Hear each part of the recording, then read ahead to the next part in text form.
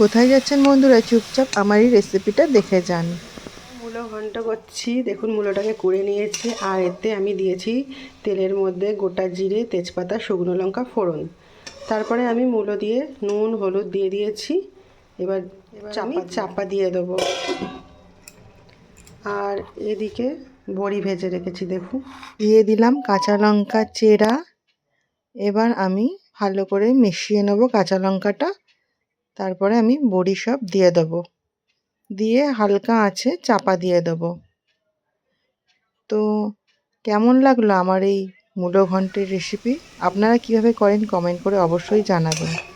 দেখুন হয়ে গেছে। আমি সবশেষে ধনেপাতা দিয়ে নামিয়ে নিলাম। ধনেপাতা দিয়ে সেই স্বাদ হয়।